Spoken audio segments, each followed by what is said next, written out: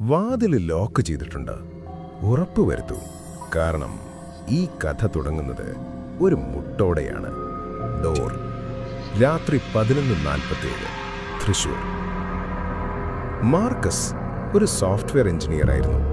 യുക്തിവാദി, തർക്കശാസ്ത്രം വിശ്വസിക്കുന്നവൻ, ഭൂതത്തിൽ വിശ്വസിക്കാത്തവൻ. അവൻ തൃശൂരിന്റെ അതിർത്തിയിലുള്ള ഒരു പഴയ തറവാട്ടിൽ വാടകയ്ക്ക് താമസം തുടങ്ങി. സുഹൃത്തുക്കൾ മുന്നറിയിപ്പ് തന്നു, ആ വീടെടുക്കരുത് മാർക്കസ്.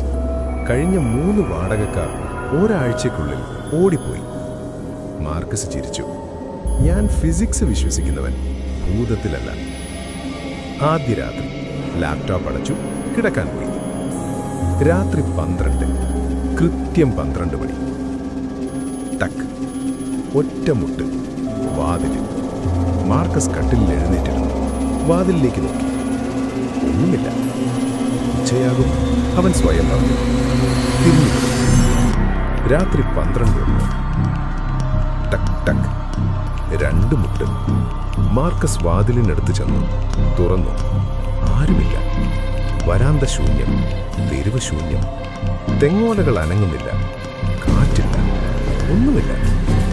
പക്ഷേ തെച്ചിപ്പൂവിന്റെ മണം. അടുത്ത് തെച്ചിമരമില്ലാതിരുന്നിട്ടും വാതിലടച്ചു, ഭദ്രമായി പൂട്ടി. കിടക്കാൻ. പഴയ വീടിന്റെ ശബ്ദം, അത്രയും. രാത്രി 12:13. ടക്ക് ടക്ക് ടക്ക്, 3 മുട്ട്. ഇത്തവണ മാർക്കസ് എഴുന്നേറ്റില്ല. കൈ ഫോണിലേക്ക് നീണ്ടു. ടോർച്ച് തുറന്നു. വാതിലിലേക്ക് തിരിച്ചു. വാതിൽ അടഞ്ഞിരിക്കുന്നു. പക്ഷേ വാതിലിനടിയിലെ വിടവിലെ നിഴൽ. ആരോ തടഞ്ഞിരിക്കുന്നു. ആരോ വാതിലിന് പുറത്ത് നിൽക്കുന്നു. മാർക്കസ് ശബ്ദമുയർത്തി, ആരാണവിടെ? നിശബ്ദത. പിന്നെ ഒരു ശബ്ദം, വാതിലിനോട് ചേർന്ന്. വെറും മന്ത്രണം. വാതിൽ തുറക്കൂ. ഒരു സ്ത്രീയുടെ ശബ്ദം, വൃദ്ധ, പൊട്ടിയ, ഉണങ്ങിയ ഇലകൾ പോലെ. മാർക്കസ് പതിയെ എഴുന്നേറ്റു. അവന്റെ കാലുകൾ മുന്നോട്ട് നീങ്ങിയില്ല.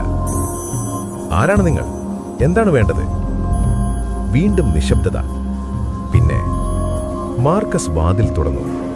ആരുമില്ല. വരാന്തയിലേക്കിറങ്ങി. ഇടത്തോട്ട് നോക്കി, വലത്തോട്ട് നോക്കി. ഒന്നുമില്ല. തിരിഞ്ഞകത്ത് കയറാൻ തുരിഞ്ഞ നിമിഷം നിന്നു. വരാന്തയിലെ നിലത്ത് നനഞ്ഞ കാൽപ്പാടുകൾ. ചെരുപ്പില്ലാത്ത കാൽ. ചെറുത്. ഒരു സ്ത്രീയുടേത്. മാർക്കസ് ഇപ്പോൾ നിൽക്കുന്ന ഇടത്ത് നിൽക്കുന്നു. അതായത് ആ കാൽപ്പാടുകൾ മാർക്കസിന്റെ കാൽപ്പാടുകൾക്കുള്ളിലാണ്. അവള് നിൽക്കുന്നിടത്ത് അവൻ നിൽക്കുന്നു. അവൾ അവനിലാണ്. മാർക്കസ് അകത്തേക്കോടി. വാതിൽ ശക്തമായി അടച്ചു. 1 പൂട്ടി, 2 പൂട്ടി. കട്ടിലിരുന്നു. ഭിത്തിയോട് ചേർന്ന്. ഫോൺ കയ്യിൽ. ശ്വസിക്കൂ. പഴയ വീട്, ഭ്രമം, ഫിസിക്സ്. രാത്രി 3 മണി. ഒന്നുമില്ല. രാത്രി 4 മണി. ഒന്നുമില്ല. കഴിഞ്ഞു, അവൻ ചിന്തിച്ചു. കണ്ണടച്ചു. ടക്ക്. മാർക്കസ് ഉറഞ്ഞു. ടക്ക് ടക്ക്. കണ്ണ് തുറന്നു. ശബ്ദം വാതിലിൽ നിന്നല്ല, കട്ടിലിനടിയിൽ നിന്നാണ്. ഇപ്പോൾ മാർക്കസ് പതിയെ താഴേക്ക് നോക്കി. തല കുനിച്ചു. കട്ടിലിനടിയിലേക്ക് നോക്കി. കൈ വിറച്ചു. ടോർച്ച് തിരിച്ചു. ഒരു മുഖം. ഒരു സ്ത്രീ കട്ടിലിനടിയിൽ കിടക്കുന്നു. മലർന്ന് കണ്ണ് തുറന്ന് മേൽക്കൂരയിലേക്ക് നോക്കി. വൃദ്ധമായ മുഖം, വെളുത്ത മുടി, പൊള്ളയായ കണ്ണുകൾ. പുഞ്ചിരിക്കുന്നു. മാർക്കസിനോടല്ല, അവന്റെ കട്ടിലിന് മുകളിലെ മേൽക്കൂരയിലേക്ക്. മാർക്കസ് നിലവിളിച്ചു. തെറിച്ചു മാറി. കട്ടിലിൽ നിന്ന് വീണു. ചാടി എഴുന്നേറ്റു. വാതിലിലേക്ക് ഓടി. കൂട്ടുവലിച്ചു. നിന്നു. ഈ പേര് ഞാൻ ആരോടും പറഞ്ഞിട്ടില്ല. ഇവൾക്കെങ്ങനെ അറിയാം? ആ സ്ത്രീ ഇപ്പോൾ മുറിയുടെ മധ്യത്തിൽ നിൽക്കും. വെളുത്ത സാരി, നനഞ്ഞ്. എന്തിന് നനഞ്ഞിരിക്കുന്നു? കാൽ നിലത്ത് തൊടുന്നില്ല. 2 ഇഞ്ച് ഉയരത്തിൽ. നിശ്ചലം. ആ പൊള്ളയായ അവളുടെ നേരെ. നീ എന്റെ വീട്ടിൽ ഉറങ്ങി. എനിക്ക് അറിയില്ലായിരുന്നു. ക്ഷമിക്കണം. ക്ഷമിക്കാൻ പറ്റില്ല. അവൾ ഒരു കൈ ഉയർത്തി അവന്റെ നെഞ്ചിലേക്ക് ചൂണ്ടി. ഇനി നിന്റെ ഉറപ്പ്. എഞ്ചിനീയേഴ്സ് ഈ വീഡിയോ കാണുന്നുണ്ടെങ്കിൽ ഇപ്പോൾ തന്നെ ചാനൽ സബ്സ്ക്രൈബ് ചെയ്ത് ബെൽ ഐക്കൺ ക്ലിക്ക് ചെയ്യൂ. പിറ്റേ ദിവസം രാവിലെ 9 മണിക്ക് സുഹൃത്തുക്കൾ വിളിച്ചു. ആരും എടുത്തില്ല. ലാൻഡ് ലോർഡിനെ വിളിച്ചു. ലാൻഡ് ലോർഡ് വീട്ടിലേക്ക് ചെന്നു. വാതിൽ തുറന്നു കിടക്കുന്നു. അകത്ത് മുറി ശൂന്യം. എല്ലാം അതേപോലെ. ടേബിളിൽ ലാപ്ടോപ്പ്, പകുതി കുടിച്ച കാപ്പി, വാതിലിൽ ചെരുപ്പ്. മാർക്കസില്ല. പോലീസിനെ വിളിച്ചു. പക്ഷെ പോലീസ് വരുന്നതിന് മുൻപ് ലാൻഡ് ലോർഡ് ഒന്ന് ശ്രദ്ധിച്ചു.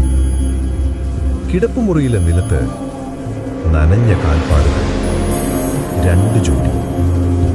ഒന്ന് മാർക്കസിൻ്റേത്. വാതിലിലേക്ക് പകുതിയിൽ നിൽക്കുന്നു. 2 ചെറുതായ ചെരുപ്പില്ലാത്ത കാൽ. അകത്തേക്ക്, കട്ടിലിനടിയിലേക്ക്.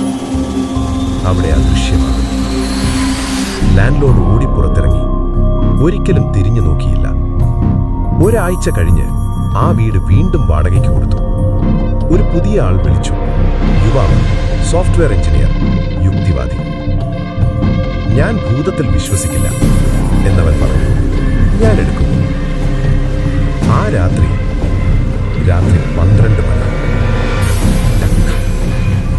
അവസാനത്തെ വാടകക്കാരൻ എപ്പോഴും ഒരേ കാര്യം പറയും. ഞാൻ ഭൂതത്തിൽ വിശ്വസിക്കില്ല. അവർ ഒരിക്കലും തിരിച്ചു വരില്ല. ഇനി ഉറങ്ങാൻ നോക്കൂ.